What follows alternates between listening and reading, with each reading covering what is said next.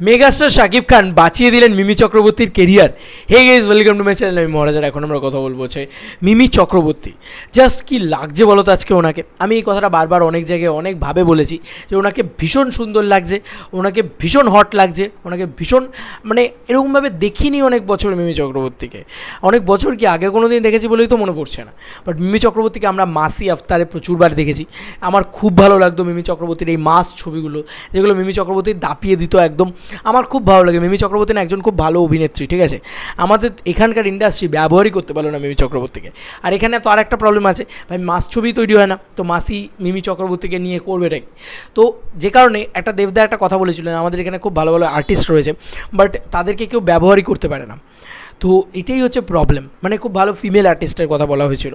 তো মিমি চক্রবর্তীর না ভিতরে সেই ব্যাপারটা রয়েছে যে একটা হিরোইন সত্তা, সেই ব্যাপারটা রয়েছে। কোথাও গিয়ে আজকে যদি মেগাস্টার শাকিব খান ওনাকে আজকে একটা লাগে উড়াধুরার মতন গানের সুযোগ না দিতেন, তাহলে কি উনি আজকে কেরিয়ারটা আবার রিভাইভ হতো? বন্ধুরা, মিমি চক্রবর্তীর জীবনে প্রচুর যে এখন এই টাইম ফেজটার ভিতর দিয়ে প্রচুর যে হিট যাচ্ছে, প্রচুর যে যাচ্ছে, এরমটা নয়।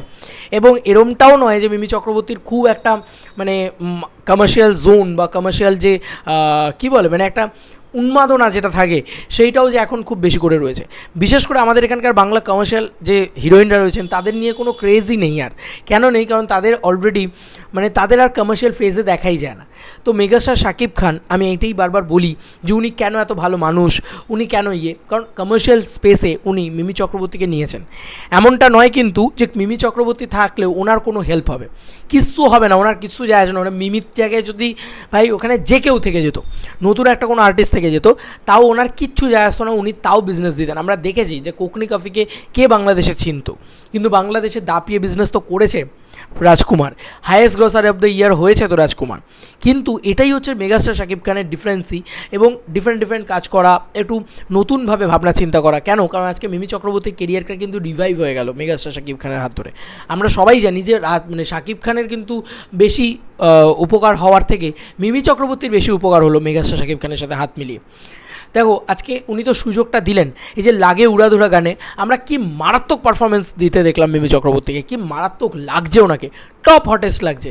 কিন্তু এই পারফরমেন্স, এইরকম জায়গা ওনাকে তো সুযোগই দেয়নি কেউ এর আগে। তো মেগাস্টার শাকিব খান দিলেন, রায়ান রাফি ভাইয়া দিলেন, এটাই আমার খুব ভালো লাগলো। এবং গোটা ছবি জুড়ে আমি শিওর রায়ান রাফি ভাইয়ার ছবি তো ফিমেল আর্টিস্টদের অনেক কিছু করার থাকে। মনে আছে তো সুরঙ্গর কথা, তো ওনার ফিমেল ক্যারেক্টারগুলো ডেঞ্জারাসভাবে লেখা হয়। আর মিমি চক্রবর্তী একজন ফান্টাবুলাস অভিনেত্রী, তো সেটা কোথাও গিয়ে না হেভি হবে আমার মনে হয়। এবং কোথাও গিয়ে আমার মনে হয় যে মাস কমার্শিয়াল ছবির যে মেরুদণ্ডটা, সেইটাকে বাঁচিয়ে দিচ্ছে কোথাও গিয়ে, বাংলা মাস কমার্শিয়াল ছবির মেরুদণ্ডটাকে বাঁচিয়ে দিচ্ছে শাকিব খান, দ্য মেগাস্টার শাকিব খান। এবং মিমি চক্রবর্তীকে বাঁচিয়ে দিচ্ছে কোথাও গিয়ে। কারণ এরকম মিমি চক্রবর্তীর পরে হয়তো আবার আমরা অন্য এই যে পায়েল সরকারকে আজকে কে কমার্শিয়ালি মনে রেখেছে, কিন্তু দরদের পরে আমি শিওর যে পায়েল সরকারকে নিয়ে আলোচনা হবে। পায়েল সরকার 3টে কমার্শিয়াল ছবি আরও বেশি পাবে, মিমি চক্রবর্তীও পাবে। কারণ ওই যে বললাম হাইপ, ক্রেজ, এগুলো না পুরো মুছে গেছিলো বাংলা হিরোইনদের পক্ষ থেকে। তো বাংলা হিরোইনরা যে কতটা পোটেনশিয়ালওয়ালা সেটা আজকে প্রমাণিত আবারও তুফানের এই গানে। শাকিব খান সেটা প্রমাণ করে দেখালেন, মেগাস্টার শাকিব খান কিন্তু সেটা করে দেখালেন। এবং দেখো শাকিব খানের যা এজ, মিমি চক্রবর্তীর যা এজ, সেইটা কোথাও গিয়ে এত ম্যাচ করছে, এত ভালো লাগছে দেখতে। মেগাস্টার শাকিব খানের এজ কিন্তু 45+, এবং মিমি চক্রবর্তীরও প্রায় 33 বা 34 এরকম কিছু একটা, আমি আই ডোন্ট নো, মানে এক্স্যাক্ট আমার মনে নেই। বাট ভালো লাগছে দুজনকে দেখতে। এখানে একটা একদম ইয়াং গায়িকে দাঁড় করিয়ে দিলে, বা ইয়াং মিমি চক্রবর্তীর মতন একজন নতুন হিরোইনকে দাঁড় করে দিলে, তিনিও ব্যাপারটা পুল অফ করে দিতে পারতেন। কিন্তু ধরো ইদিকা পাল, কত বাচ্চা মেয়ে একটা, কিন্তু কী সুন্দরভাবে পুল অফ করে দিয়েছে তিনি। মেগাস্টার শাকিব খানের পাশে কিন্তু সব থেকে বাচ্চা লাগে, বাট মেগাস্টার শাকিব খান উনি কিন্তু মানে যে কোনো এজে ফিট করে যান। ওনাকে দেখে কী মনে হচ্ছে আজকে, মানে মেগাস্টারকে দেখে কী মনে হচ্ছে, ওনাকে দেখে মনে হচ্ছে এই 30 কি 32, ওনার এই গানটা দেখে আর কি মনে হচ্ছে, আমার তো মনে হয়েছে অ্যাটলিস্ট।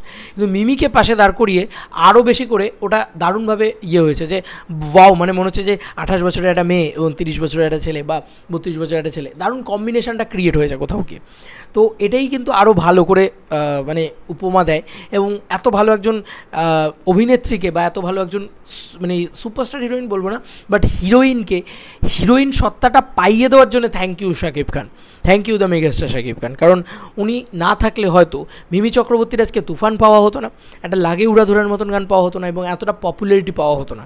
মিমি চক্রবর্তীর আজকে মানে বলা যেতে পারে মিমি চক্রবর্তী 2.0 শুরু হতে চলেছে এই তুফানের মাধ্যমে, যেখান থেকে তিনি আবারও একটা নতুন করে রিভাইভ পাবেন, একটা অন্যভাবে একটা ভার্সেটাইলিটি পাবেন, অন্যভাবে একটা আবার হিরোইন সত্তাটাকে ফিরে পাবেন, যেখানে ওনাকে দেখে লোকে সিটি মারবে, লোকে ওনার সাথে নাচবে এবং কোথাও গিয়ে পাগলামি করবে ওনার জন্যে, দিদি ছবি তুলবো বলবে, দিদি ফ্যান একটা হয় না যে একটা ফ্যানরা দৌড়ায় যেরকম দিদির মানে দিদি একটা ছবি এই বিষয়টা, সেটা কোথাও গিয়ে অনেক দিন ধরে মুছে গেছিলো। কিন্তু একটা আলাপের মতন ছবি কিন্তু মিমি চক্রবর্তীকে এই জায়গাটা দিতে পারতো না, মেগাস্টার এই জায়গাটা করে দিলেন।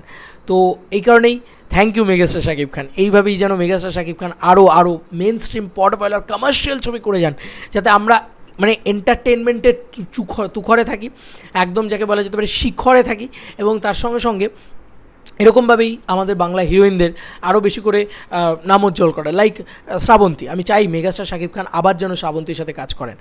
আমার ওই জুটিটাকে দেখতে এত ভালো লেগেছিলো ভাইজানের ওরেতে।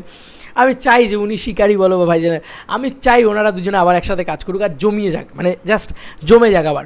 এরকমভাবে আমাদের টলিগঞ্জের এক একটা করে হিরোইনরা একসাথে যদি কাজ করতে থাকে শাকিব খানের সাথে, তারাও একটা নতুন করে লাইমলাইট পাবেন, কারণ ওটা মেগাস্টার শাকিব খান, এটা মানতেই হবে।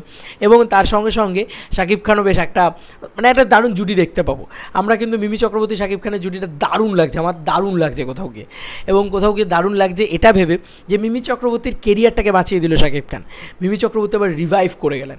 তোমাদের কার কি মতামত এই এন্টার ভিডিওটাকে নিয়ে? তোমাদের কি মনে হয় যে মেগাস্টার শাকিব খান মিমি চক্রবর্তীর কেরিয়ারটাকে রিভাইভ করে দিলেন অ্যাজ হিরোইন? জানিও কমেন্ট সেকশনে। চলো বন্ধুরা, নতুন কোনো ভিডিওতে দেখা হবে, বাই।